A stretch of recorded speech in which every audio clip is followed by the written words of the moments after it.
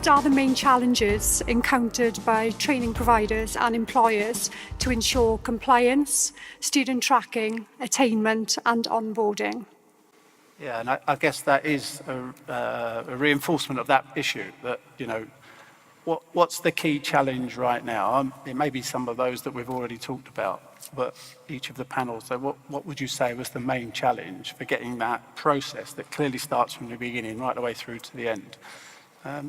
Tom, from a policy perspective? Yeah, I'm glad you said, Stuart, from a policy perspective, because I can't obviously talk from a provider or indeed from an EPAO Yes, you can. Perspective. But I think actually the question, just to broaden out a little bit, is about also the extent to which we've got the endpoint quality assurance of this new endpoint assessment system, right? I mean, we've mentioned the acronym EQA yet on the panel, but I mean, I think it's a really important part, again, of the reforms. And, you know, I think we're all, well, certainly, you know, I'm being brutally honest, I'm not convinced, I think many of my members are not convinced that we've got the right approach to endpoint quality assurance, which would be picking up a lot of these compliance issues, coherence issues, consistency issues across the endpoint assessment network. And what I mean by that is, you know, if you think about the process of how we're inspecting schools, colleges, and work-based training providers, you know, Ofsted is in that sense, the endpoint quality assurer, and people have got views about Ofsted and whether it does its job in the right way, but nevertheless, there's one organisation doing that. We don't have multiple Ofsted organisations, and I think there is a concern about whether or not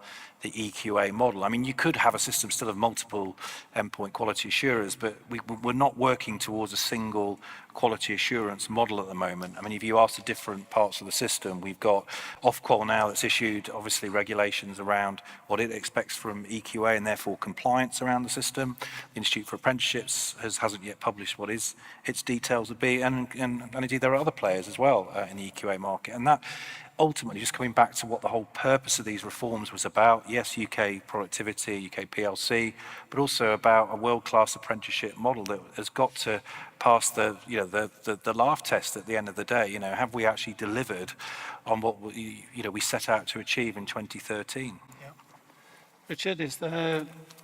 Yeah, we had a visit from Ofsted not so long ago, and it was very difficult, really, for a number of reasons, but this was one of them. I actually found them very old school around all this, worrying about assessors and workbooks and tracking people's competence rather than their progress towards an endpoint assessment. So we found they were very behind the times in their approach, because, yeah, as you mentioned, we're all new standards, we're all about teaching and learning, not about workbooks and you know, that kind of old MVQ way of doing things. And so I wouldn't necessarily hold Ofsted up as the best example of this. On a practical level, as a training provider, these are the issues that we've found. You might be on the register as an endpoint assessment body, but that's great. But that's not half the story.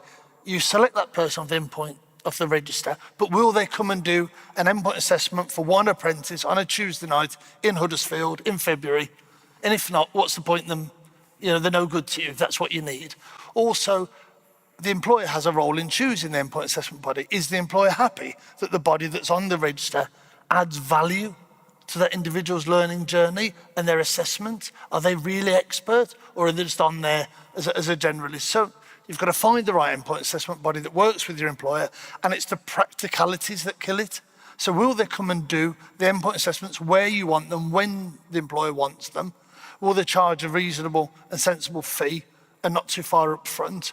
And then how do you get the information off your system, where you've been teaching them and have been putting together a portfolio of evidence, onto their system? And it's those really boring practical things that are the hardest things and that will kill it. And unless you've got a really slick way of transferring that information to the EPA up front electronically, so they've got the background to be able to conduct the EPA, you're not going to get anywhere with it. So I think it's just that physically doing a dry run through, which is what we've done, to say we're going to send you this by pressing this button, and it will go to that system and work through a whole dry run. Otherwise, I think you'll struggle. And I know this is not a black and white answer, but do you think that training providers will have to take a more active role in managing that whole process? Yeah, absolutely. I mean, some endpoint assessment bodies are very good and then everything about it, others don't. So we've been in a position of saying to an endpoint assessment body, but you need to be doing this. Where you're putting together a panel of employers for interview, do you want us to put the panel together for you? Should we find them? Should we get them in? Because I don't think they've got the contacts or the reach to be able to do it themselves necessarily. So yeah, you've got to work in partnership, as you say, from day one. Who's going to be doing what and how? And you can't wash your hands of it, because we are, like the employer, training provider, absolutely living on our reputations and want everybody to get through and pass and do well. So we will have a sort of skin in the game, I guess. And one of the initial Richard type approaches, or certainly in the early discussions that I sat in on, the government view was that employers would take this on board and do the negotiation with the awarding organisations, manage the whole endpoint assessment. What's your view of that? Is that where the employer wants to be? No, absolutely not. So the endpoint assessment and the training providers for us has been a challenge. So we've appointed one endpoint assessor. We have a number of colleges across the organisation, as well as training providers who come to us, and we couldn't or didn't want the hassle of having lots of different endpoint assessors depending on where you were in the country. But for us, it was also about consistency. So if we have one endpoint assessor, we can't guarantee the consistency in the colleges. That's out of our control, unless we send all of our apprentices to one location, and then we could guarantee that. But if from an endpoint assessor, we have just one, that should give us the standard. But no employer wants to take on extra work. We run an organisation, we run a business, okay, and we bring apprentices in order for them to help with our succession and our skills gap. We didn't bring apprentices in to take over the whole journey. Thank you. Charlotte, I mean, you work with both employers directly and with training providers. What's your view about managing the whole process? So I'm going to start with the employer provider set, maybe first. So in particular sectors, we've seen a huge growth of employer providers who maybe thought actually the most easiest way to manage and support this was actually do it themselves. And I think actually some people need to be accountable, that they said to a number of employers, if you become a provider, if you have your own programs that you're already offering in-house, you know what, this will be a breeze. The reality is they haven't got the infrastructure that good providers have got around tracking, compliance, quality, the whole infrastructure, and that's the part that I'm actually the most worried about.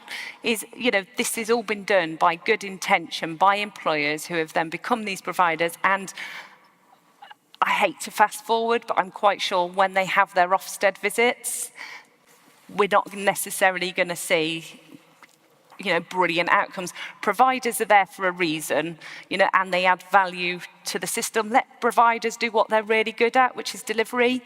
Let assessment organisations do what they're really good at, assessment, and let employers kind of meet their own values and objectives they're trying to meet for their business, and support them in a way so we can make this grow. I think that's the only way we can make it work. And it was a broad question. Do you think it got somewhere towards... I think so. I was a bit worried about that question, but I think the panel have answered that very well. I guess the question that sits behind all of this is the funding thing, as always, which means, as employers, providers, and awarding organisations find the right way through, they're also going to have to find a way of making sure that the money follows the work that's being done. But in some respects, we shouldn't let that drive the picture.